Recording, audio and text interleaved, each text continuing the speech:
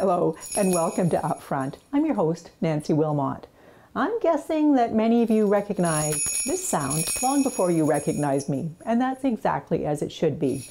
These bells are a hint about today's guest, someone that many of you will recognize. He's been a regular visitor to Shaw Spotlight for the last 19 months as he's provided updates from the Alberni Community COVID Response Team.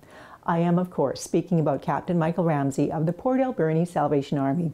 Captain Ramsay, welcome back to Upfront. Thank you so much. Now, we are, of course, going to be talking about the bells, but before we do that, since you have been providing updates all the way through the COVID-19 pandemic, I think we should start by giving an update. What has the Alberni Community COVID Response Team been doing since the beginning of the pandemic, and where are you now?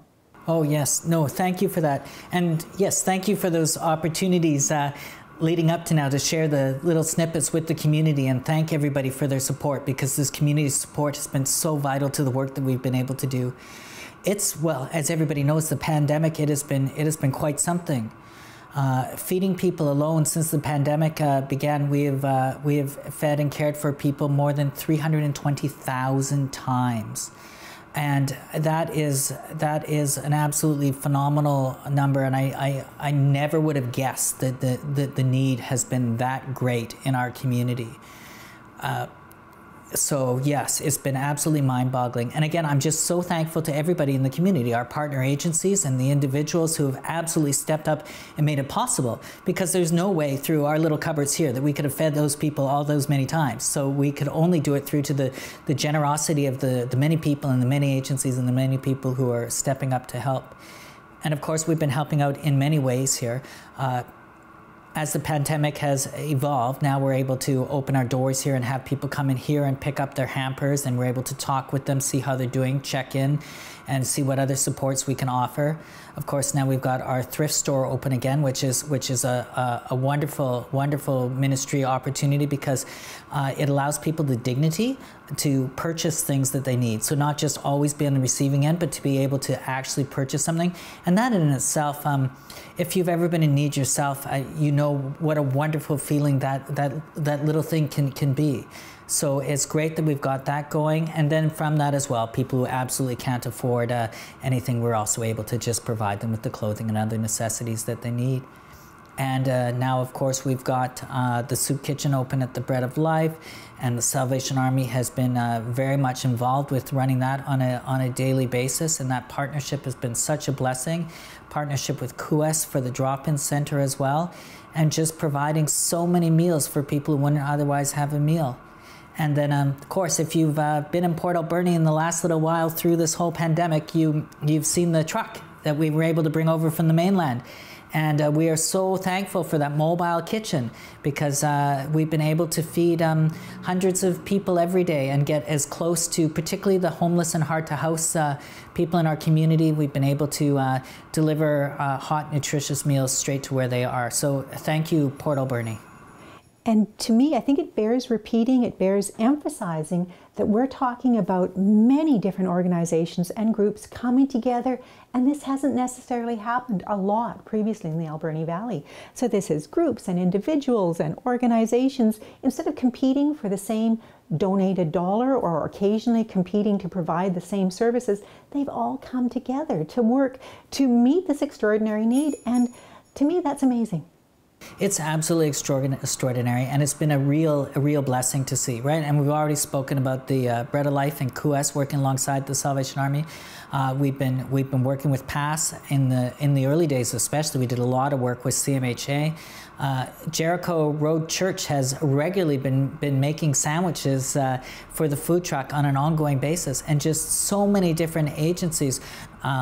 Kelsa Aid is regularly helping out on the food truck. The Rotary Club is regularly helping out on the food truck. There's so many different agencies who have come together, and like you said, some of us who maybe in other times may have just hidden our own stuff, kept our own pile all to ourselves, and maybe, you know, competed against each other for this thing or the next thing, are coming together. And even those who aren't in direct partnerships with us, we're still cooperating, we're still talking all the time, and it's just such a blessing to see the community come together like that and see all these organizations come together in such a way that we're happy to see each other, we're happy to work together, and we're happy to serve the community. And am I correct? Is this something, these partnerships, something that will continue going forward after the pandemic is over? And Michael, I have to admit, I've got my fingers crossed on this one. Absolutely, fingers crossed all the way. That is really something that it was near and dear to my heart personally, and I think many of the others who have been really enjoying this working together. I'm sure we're all looking forward to the opportunity to continue this going on, because my goodness, if as a community, Port Alberni, we can care for people the way that we did in the middle of a pandemic, think of what we can do out of a pandemic, right? Think of how we can help all of those who are struggling with all of these things, the homelessness, the opioid addiction, the food insecurity. I mean, we've been able to help out so many people in the pandemic. Just think, working together, what we can do when we're through this. And you know, we started off ringing the bells. So Michael, we're going to talk about the bells because we are moving into December.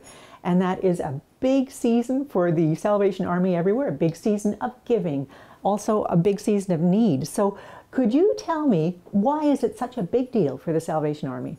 Yeah, well, it's a big season for the Salvation Army for two reasons. One, the need in the community is even in normal years through the roof around Christmas time. And of course, Christmas is our main fundraising time in the community. So for families alone, we'll be providing more than 500 direct Christmas hampers over and above what we feed and take care of on a normal day. We'll be providing toys and necessities for, again, more than 500 kids over and above those that we walk with and help and run our programs with every single day. So the need is through the roof, and it's also our main fundraising time. So we are really looking for the number of volunteers who will help out both to put together the items to help out people who are in the big need, but also to help raise the funds, right? So you've heard the bells ringing away, and you will hear the bells ringing very soon at many different locations across town. If you'd like to help us help people in need by ringing those bells, let us know. We'll put you to work, and I'll tell you, as far as fundraising and that sort of stuff goes, I don't know if you'll have more fun than you can have when you're sitting there on the bell. Some locations will let you ring the bells away. Sometimes if you got your mask on, they might even let you sing. They might not, but we'll find out. But it's a wonderful opportunity because you get to interact with people as well, and you get to hear stories. And you get to hear wonderful stories about not only how people were helped historically, going back to even to the wars, and hear how people have been helped out by the Salvation Army and others, but you get to hear stories from people whose lives have been transformed right here in the valley. When you're ringing the bells, you'll have somebody inevitably come up to you and tell you, you know what, I wouldn't be where I am today without the support of the community through the Salvation Army and others. And I tell you, that is just such a blessing. So anybody who would like to be a part of that, a part of helping those out, and hear some of those stories, be emboldened and encouraged, and would like to help out more in the future, let us know. And you know, Michael, earlier this week, I had a chance to talk to one of the Salvation Army volunteers, a man who was moved by a personal story that he heard, that he saw unfold in front of him, and was inspired to volunteer for the Salvation Army because of what he saw, because he saw what a difference the Salvation Army could make. So just take a listen. I'm a driver. I pick up food items and groceries, and I also deliver hampers to people that can't get out and pick them up themselves. And I also help to sort in the back. I do a lot of work with Christmas hampers. Some people have hardly got enough money to keep a roof over their heads. And where are they going to get food and clothing and things that they need? And it's very hard. By the time you get over paying your rent, your utilities, quite often you got very little left, you know. And that's where we come in. We try to help out. And we're not trying to do everything for them, but we're trying to get them over a difficult period of time. And you know, this is how I came in touch with the Salvation Army. I'm a parole officer for federal corrections. And I had a parolee who was in dire financial straits. Guess who got him a grocery hamper and got him on his feet was the Salvation Army. And that's when I started to volunteer my services here. You got to have a conviction in your heart to give. But once you give, you know, you understand the wonder of it. And it's giving because we're so thankful for what we've got. We want to share it with other people. And the most valuable thing you can give is, besides money, is time.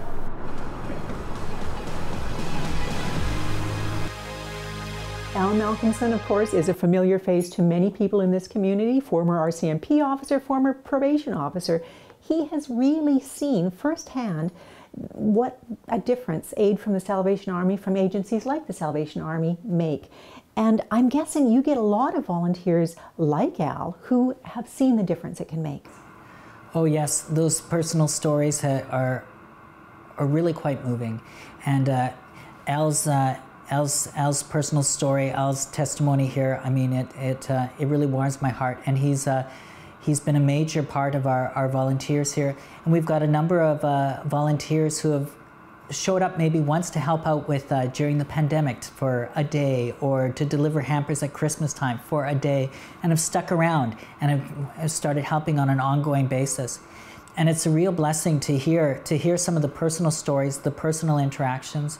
And some of the really neat stuff is too, when you have people who are in need of the Salvation Army services an awful lot, and who honestly wouldn't have survived without the Salvation Army at different times in their life, to have them then be in a part where they themselves are contributing and giving back and being a part of blessing others, and to hear their story and see how their lives have transformed, it's one of the most amazing things in the world.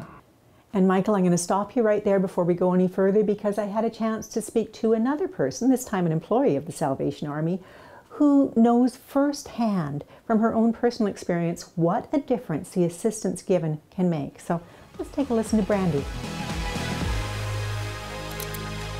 I started as a client about 12 years ago.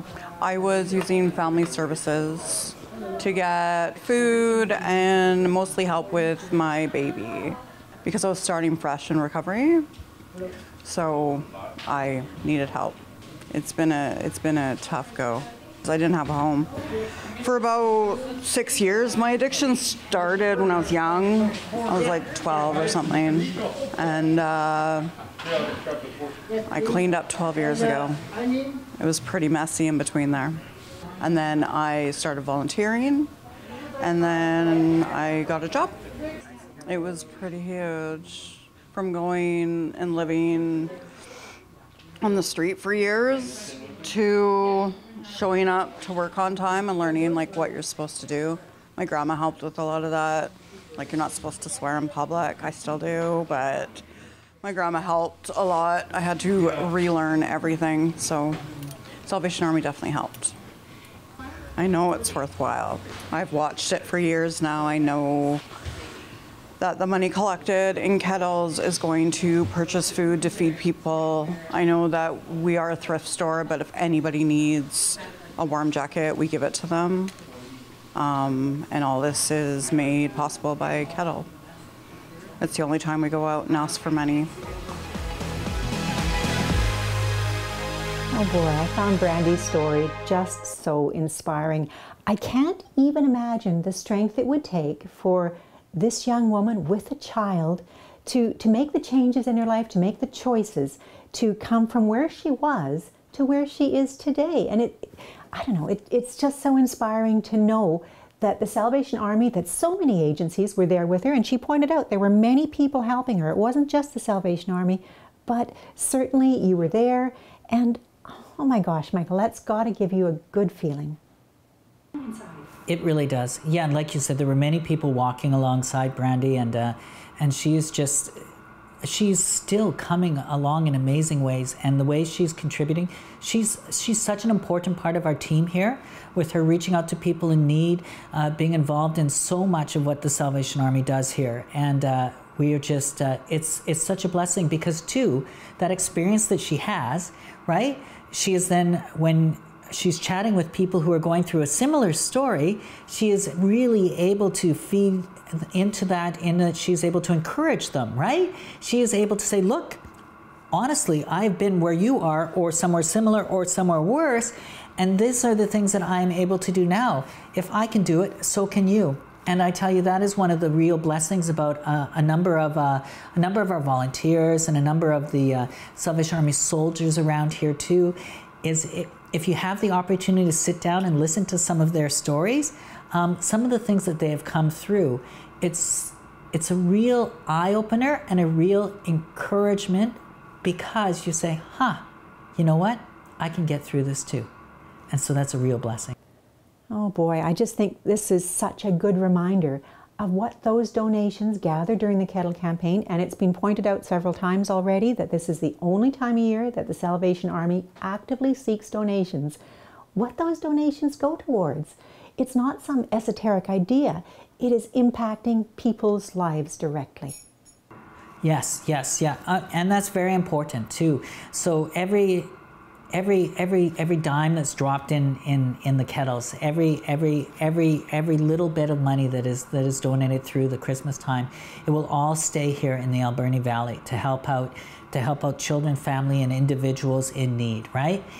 And 100% of the money raised will not only stay in the valley, but 100% of it will go directly to providing services for those in need. So that we don't chop off 10, 20, 30%, whatever people might want to know. 100% of what is raised at the Kettle, when you put your money in there, it'll go entirely towards helping out people, and it will go entirely towards helping out people here in the valley. So every little bit that you contribute will be contributing directly to somebody's life, directly to somebody's development, directly to somebody's salvation from whatever they've been in. And it's just such an amazing, amazing opportunity. And you know, we talk about the impact it has on the individual's life to receive that hand up, but it impacts their children's life, their family's life, their neighbor's life occasionally. It impacts the whole community when one person is given that hand up, a little bit of assistance to get them out of where they are into a better place. Absolutely. And yes, like you said, going on for generations. I don't think I've spent a Christmas on the Kettles ever and not heard stories about World War I, and there's nobody alive from World War I yet, but you know, a grandpa, dad, or whomever was in the trenches, and there was the Salvation Army with a donut, I think in those days a pack of cigarettes, but you know, they were there and alongside. And again, if you're standing on the Kettles, if you're volunteering, if you're out here, you're one of the people today who gets to be there and be alongside and be part of somebody else's story when they say to somebody in future years, right? The Salvation Army or whoever walked with me, you will be part of that story, and you will transform lives for generations. And you know, one of the things that I like best about the Kettle campaign that's different maybe from other campaigns is that it doesn't matter so much how much you give. If you only have a quarter in your pocket, that's enough. Oh, yes. Oh, and a quarter in your pocket can just do so much. I mean, a quarter, when it's combined with other things for bulk purchasing, buys so much. But one of the wonderful things about the quarter in your pocket is how transformative it can be. I've seen the children who give, you know, a quarter, but it's all their own money, and they've decided to do it all on their own. So they're giving pretty much everything they have in that moment. And that's such a blessing, because not only all the people that they're helping directly, but that's something that stays with them forever, and they're helping out forever as they're able to. And likewise with a number of the people that we have here who maybe only eat from food that we serve, either out at the soup kitchen or through hampers or through whatever else, who our only way of sustenance is through the services that we're providing. And then they come and they donate what they've got to help out others less fortunate or in the same situation as they are.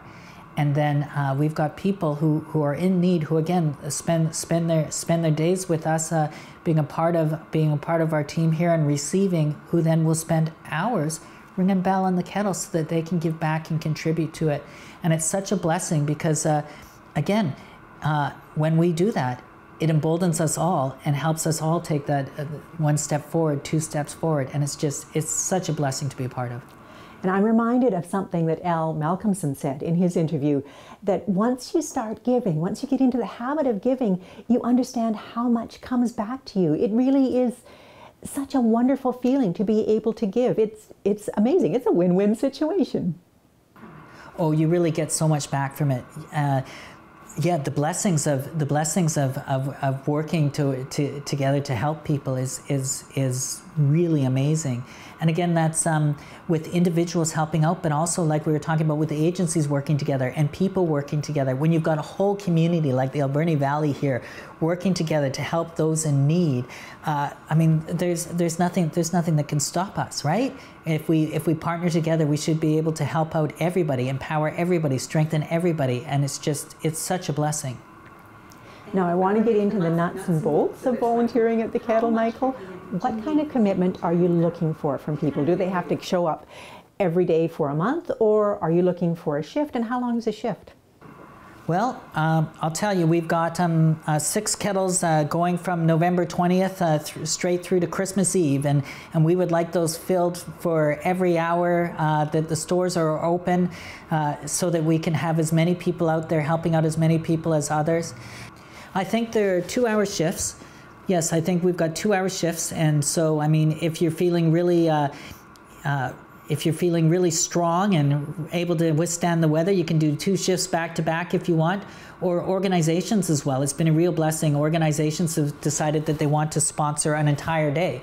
So your service club may decide on a certain location that they want to take an entire day. I know the Lions Club sometimes takes an entire day.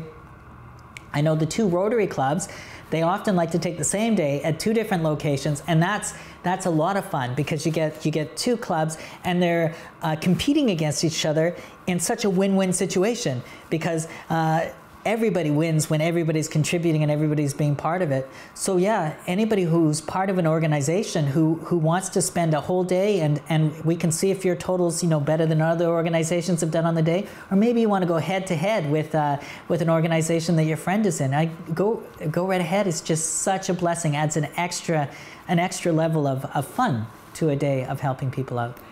And it's not just organizations or service clubs. Businesses can jump on this too. Like, I'm thinking some real estate offices could have a heck of a lot of fun with this.